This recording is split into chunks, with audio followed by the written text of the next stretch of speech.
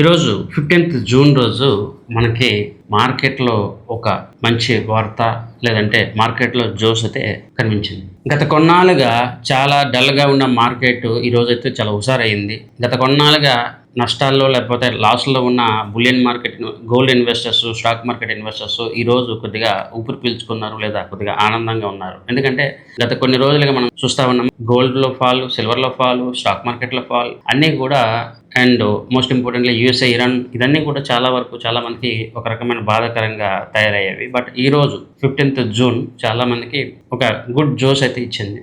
ఒక ఒక జోష్ అయితే ఇచ్చింది. డెఫినెట్‌లీ ఇది ఒక మంచి రోజు అనుకోవచ్చు. ఆఫ్టర్ లాంగ్ టైమ్ ఒక మంచి రోజు. బులియన్ మార్కెట్, స్టాక్ మార్కెట్స్ 2 కూడా ర్యాలీ అయ్యేవి. అయితే ఇక్కడ కాషియస్‌గా ఉండడం అనేది చాలా చాలా ఇంపార్టెంట్. ఈరోజు మార్కెట్ చాలా మందికి సర్ప్రైజ్ అయితే అయ్యుండొచ్చు. ఎందుకంటే వాళ్ళు మార్కెట్ స్టార్ట్ అయ్యేటప్పటికే 300 పాయింట్లు ఓపెన్ అయ్యింది.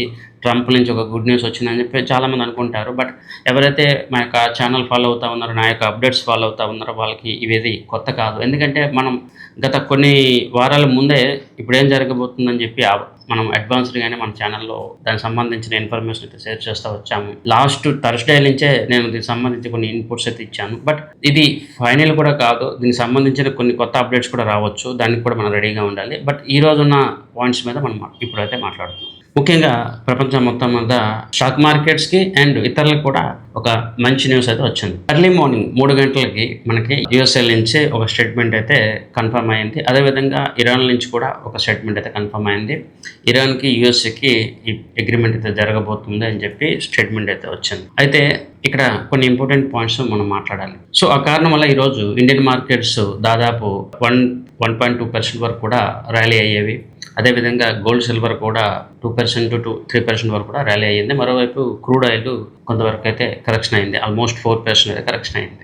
చాలామంది ఇన్వెస్టర్స్ ఎవరైతే గత కొన్నాళ్ళుగా వాళ్ళ యొక్క ఇన్వెస్ట్మెంట్స్‌లో నెగెటివ్ రిటర్న్స్ లేదంటే ఇంతవరకు నెగెటివ్‌లా ట్రేడ్ అయిన పోర్ట్‌ఫోలియోస్ గానీ, గోల్డ్, సిల్వర్ కొంతవరకు ర్యాలీ అవ్వడంతో చాలా వరకు వాళ్ళు ఈరోజు సంతోషంగా ఉన్నారు. ఆ సంతోషాన్ని ఈరోజు ఉంచాలని చెప్పి కొన్ని కొత్త అప్డేట్స్ అయితే ఇవ్వట్లేదు. ఇక్కడ గతంలో మనం ఇచ్చిన కొన్ని అనాలిసిస్ పాయింట్స్‌ని ఒకసారి మనం రివ్యూ చేసే ప్రయత్నం చేద్దాము. ఇప్పుడున్న సిచ్యువేషన్స్‌ని ఎలా అర్థం చేసుకోవాలని చెప్పి నార్మల్‌గా అయితే కొన్ని పాయింట్స్ అయితే మీ దృష్టిలోకి తేబోతా ఉన్నాను. మీరు ఒకవేళ గమనిస్తే లాస్ట్ సండే, ఈ సండే కాకుండా అంతకు ముందు సండే చాలామంది అగ్రిమెంట్ జరుగుతుంది, వారు ఆగిపోతుందని చెప్పి చెప్పినప్పుడు లేదు ఇది కంటిన్యూ అవుతుందని చెప్పి అంతకుముందు మనం చెప్పడం జరిగింది. బట్ ఇరాన్కి, యూఎస్ఏకి, ఇజ్రాయెల్కి ఎప్పుడైతే ఎస్కలేషన్స్ ఇవన్నీ స్టార్ట్ అయ్యావో లాస్ట్ థర్స్డే ఈవినింగ్ మనం మన యొక్క వాట్సాప్ ఛానల్లో ఒక ఇంపార్టెంట్ పాయింట్ అయితే మెన్షన్ చేసాం. వితిన్ 1 or 2 days ఫ్రైడే నైట్లోగా వీళ్ళు యుద్ధానికి సంబంధించి ఏదైనా ఒక కామెంట్ చేస్తారు, కూల్ ఆఫ్ చేస్తారు, లేదంటే నెక్స్ట్ వీక్ ఇది నెక్స్ట్ లెవెల్లోకి వెళ్ళే అవకాశం ఉంది. కాబట్టి డెఫినెట్లీ వీళ్ళు ఏదో అగ్రిమెంట్లోకి వస్తారని చెప్పి ఆ రోజు మనం ఒక పాయింట్ అయితే మెన్షన్ చేస్తాం. ఆ తర్వాత మీరు గమనిస్తే ఫ్రైడే మార్నింగే మీకు ఒక అనౌన్స్మెంట్ అయితే వచ్చింది. ఇలా పీస్ టాక్ జరుగుతుంది, అమెరికా ఏదైతే ఇరాన్ మీద అటాక్కి వెళ్తారు అనుకున్నారో వాళ్ళు ఆ అటాక్ని అయితే ఆపేశారు అని చెప్పి వార్త అయితే వచ్చింది. తర్వాత మనం గమనిస్తే మనం మరొకసారి కూడా కొన్ని కీ పాయింట్స్ అయితే మన ఛానల్లో మెన్షన్ చేసాము. యూఎస్ఏకి ఈ వార్ అనేది 17th జూన్ వరకు ఆగడం చాలా చాలా ఇంపార్టెంట్. 17th జూన్ తర్వాత ఏదైనా అయితే అది అయ్యే అవకాశాలు వేరే విధంగా ఉంటాయి. కానీ ఈలోగా చాలా వరకు ఈ వార్ని చాలా వరకు ఆపాలనే ప్రయత్నం యూఎస్ఏ చేస్తుంది.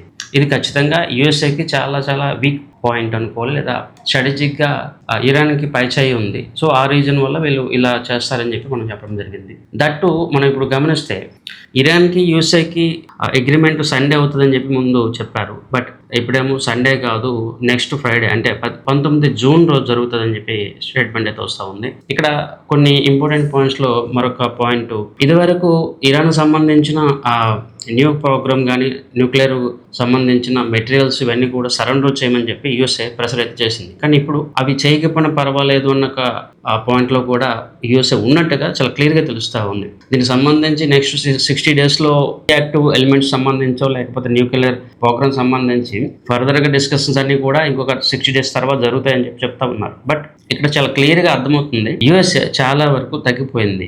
ఇరాన్కి చాలా వరకు ఫ్రీ హ్యాండ్ అయితే ఇచ్చింది. ఇదివరకు ఇరాన్ని బ్లాక్ చేసిన యూఎస్ఏ ఆ బ్లాకెట్ కూడా రిమూవ్ చేసింది. ఇక్కడ అన్ని విధాలుగా చూసుకుంటే ఇరానే పైచేయి సాధించింది. ఇవన్నీ కూడా మనకి టెక్నికల్గా అర్థమవుతా ఉంది. బట్ ఇక్కడ మళ్ళీ మనం అర్థం చేసుకోవాల్సిన పాయింట్, నేను ఇదివరకు చెప్పినట్టుగా నెక్స్ట్ 3-4 డేస్ వార్ అనేది ఆపడం యూఎస్ఏకి చాలా చాలా ఇంపార్టెంట్. బట్ ఆ తర్వాత ఏమవుతుంది అనేది మనం ఇప్పుడే కామెంట్ చేయలేము. ఆ తర్వాత పూర్తిగా వీళ్ళు అగ్రిమెంట్లోకి వెళ్తారని కూడా మనం చెప్పలేం. ఎందుకంటే ఇప్పుడు యూఎస్ఏ వీక్ పాయింట్ ఉంది కాబట్టి ఒప్పుకుంది.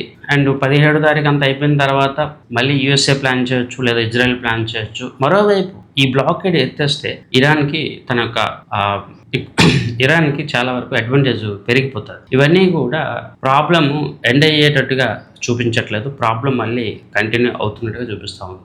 ఇది ఎందుకు నేను మళ్ళీ చెప్తున్నానంటే, ఇది పూర్తిగా అయిపోయింది అని చెప్పేసి అగ్రెసివ్గా మార్కెట్లోకి ఇన్వెస్ట్మెంట్ చేయడానికి లేదా అగ్రెసివ్గా ఏదో డెసిషన్ తీసుకోవడానికి వీలు లేదు. దానికోసం చెప్తా ఉన్నాను. ఇక్కడ మార్కెట్లో మనం ప్రతిసారి అంచనాల్ని చాలా వరకు సక్సెస్ఫుల్గా ఇస్తూ ఉన్నాము.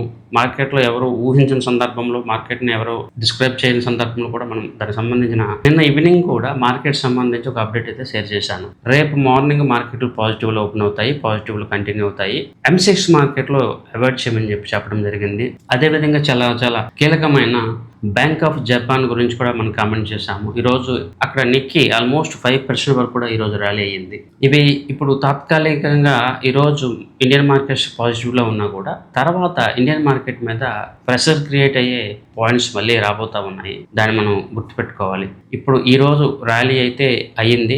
చాలా రోజుల తర్వాత చాలా మందికి ఇది ఒక జోష్ అయితే ఇచ్చింది, దాంట్లో డౌట్ లేదు. ట్రాక్ చేయవలసిన అవసరం చాలానే ఉంది. ఇప్పుడున్న పరిస్థితులు బట్టి మనం కొత్త స్ట్రాటజీస్ అయితే తీసుకోలేము. దానికి కొంత టైం వరకు మనం వెయిట్ చేయవలసిన అవసరం ఎంతైనా ఉంది.